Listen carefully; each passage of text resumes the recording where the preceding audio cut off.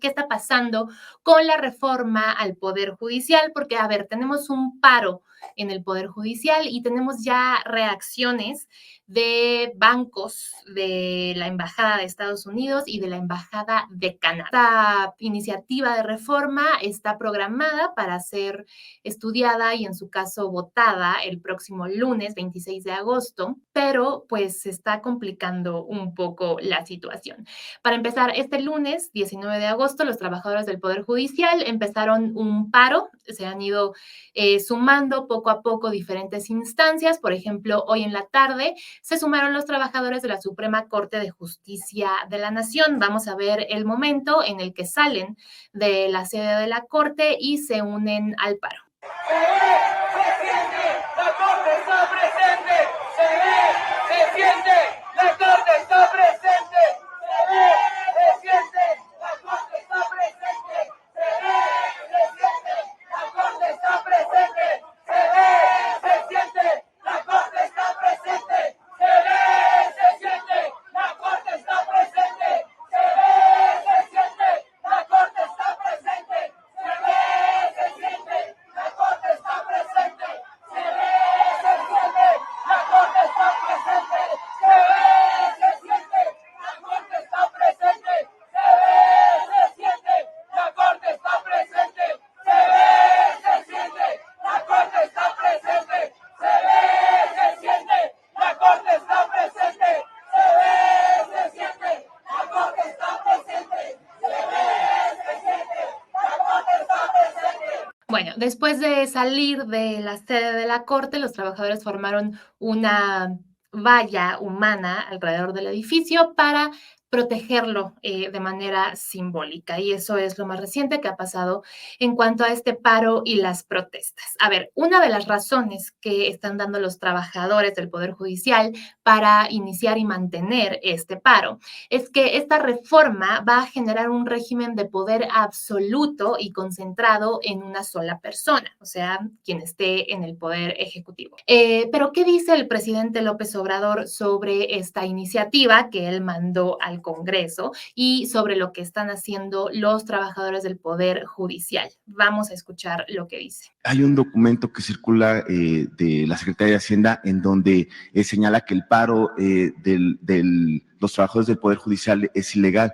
Incluso llama al Consejo de la Judicatura Federal a suspender los pagos y sancionar a quienes se mantengan en el paro. ¿Usted sabía de este documento? Sí, pero además lo saben los del Poder Judicial. Ellos saben que no pueden detener el funcionamiento del Poder Judicial. Quien tiene que ver eso, a quien le corresponde atender este asunto, es al Consejo de la Judicatura. Y tengo entendido que se reunieron ayer y no llegaron a nada porque el Consejo de la Judicatura, la presidenta del Consejo de la Judicatura es la señora Piña. Por eso hace falta también la reforma, porque imagínense que el órgano encargado de la fiscalización y del buen comportamiento de jueces, de magistrados, de ministros, es dominado por la Corte. O sea, no es un órgano independiente. En cambio, en la reforma lo que se propone es que los ciudadanos, además de elegir a los jueces, magistrados, ministros, elijan también a magistrados de un tribunal que se va a hacer cargo de cuidar el buen comportamiento de jueces, magistrados y ministros, con independencia, porque es de sentido común. Díganme si saben de casos en donde se haya sancionado a un juez, a un magistrado, a un ministro, quizá 1, 2, 3 en los últimos 30 años. Mi opinión es que no se les impida la libertad, que no se les limite la libertad de manifestarse, porque si no van a poner el grito en el cielo y nos van a acusar de represores.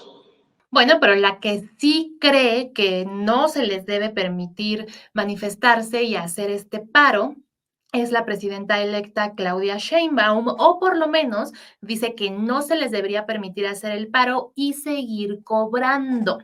Vamos a escuchar lo que dijo, porque yo sé que a veces creen que inventamos las cosas, pero literalmente así lo dijo. Este es el video. ¿Cómo te vas a paro y sigues recibiendo 150,000 pesos mensuales? Entonces, está la parte legal, pero además, pues hay que preguntar, si hiciéramos una encuesta, yo creo que el 90% diríamos, se van a paro, pues sí, pero que no cobren el salario, ¿no? ¿Y en despidos estaría de acuerdo también, doctora? Pues, a ver, yo no creo que deba llegarse a un tema de, pues de, quien se está yendo a paro son ellos, ¿no? Entonces hay que ver lo que dice la ley, quién regula a los servidores públicos, porque son servidores públicos, y yo creo que hay que hacer un llamado, ¿no? Que no es legal este paro que están haciendo.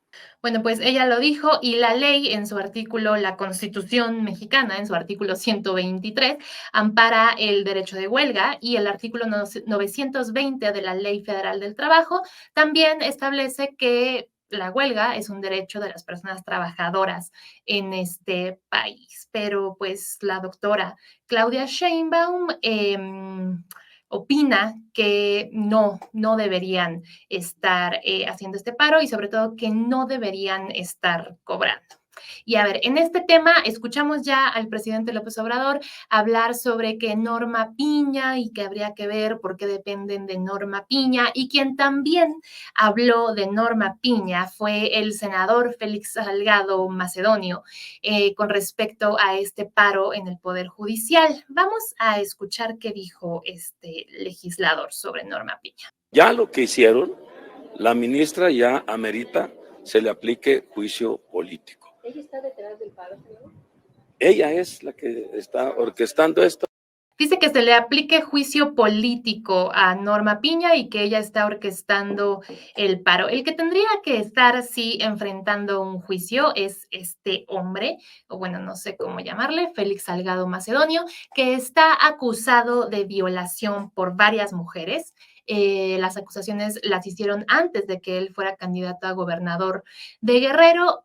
Finalmente perdió esa candidatura, pero ganó el cargo su hija Evelyn Salgado, y son muy graves las acusaciones que enfrentó Félix Salgado Macedonio, de las cuales, por supuesto, el presidente López Obrador lo defendió, pero él sí debería estar enfrentando un juicio por todo eso y dejar de decir que se llevan a juicio político a cualquier persona. Pero bueno, sabemos que eso no va a pasar. Parece que ya libró todas estas acusaciones, por más graves que eran. Y bueno, independientemente de lo que diga él, que afortunadamente no tiene mayor injerencia en este tema, quienes también opinan que es peligrosa esta reforma al Poder Judicial no son solamente los trabajadores del propio Poder Judicial. Tenemos, por ejemplo, el caso de Morgan Stanley, el banco de inversiones, que ayer degradó a México al rango UW o infraponderado por la reforma judicial, por la incertidumbre que provocaría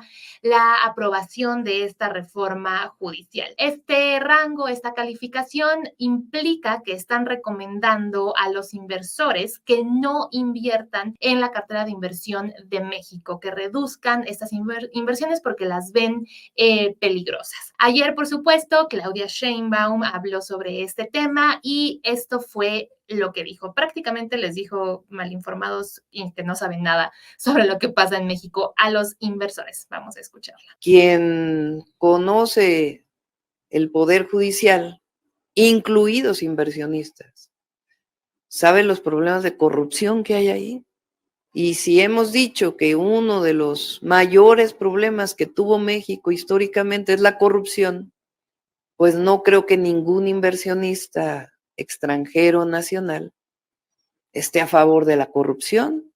Entonces, al contrario, van a estar todavía más resguardadas sus inversiones y va a haber un sistema, un poder judicial que va a atender a ricos y a pobres por igual y que no va a tener un intercambio monetario ilegal para poder sacar una resolución.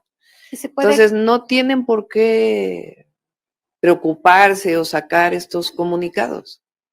No, no es correcto, pues, lo que están planteando ahí.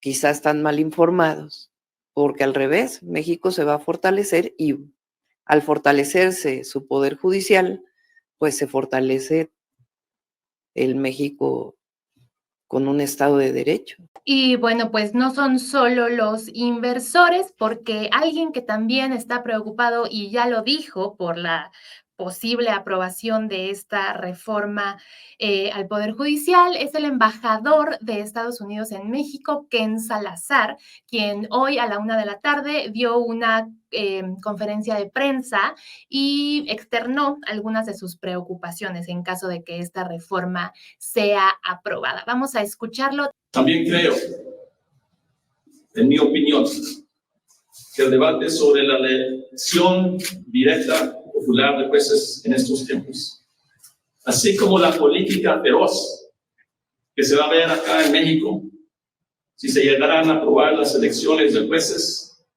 en el 2025 y el 2027, amenazan la histórica relación comercial que hemos construido, la cual esa relación depende de la confianza de las inversiones que se tienen que hacer aquí en México para lograr la prosperidad del pueblo de México. Las elecciones directas también podrían hacer más fácil que los carteles y otros actores malignos se aprovechen de jueces inexpertos con motivaciones políticas. En todo momento, tanto en la conferencia como en el comunicado que después publicó el embajador estadounidense, Ken Salazar, dice una y otra vez que esta es su opinión, que esto es lo que él cree, que con base en su experiencia, esto es lo que él nos está diciendo, como que lo dejó muy claro, que no es la postura del gobierno de Estados Unidos, sino que es su opinión. Ahora, una vez que dijo esto el embajador estadounidense, pues yo me pregunto si entonces mañana el presidente López Obrador en su conferencia matutina va a exponer cuánto gana este hombre, va a exponer sus cuentas bancarias, va a exponer expedientes, no sé, de salud del embajador estadounidense, ¿no? Si lo va a doxear, como también doxeó a la reportera del New York Times, Natalie Ketroev, si le va a mandar una carta al presidente Joe Biden para decirle que esta es una postura injerencista del embajador estadounidense y pedirle que lo despida, que le diga que deje de decir esas cosas,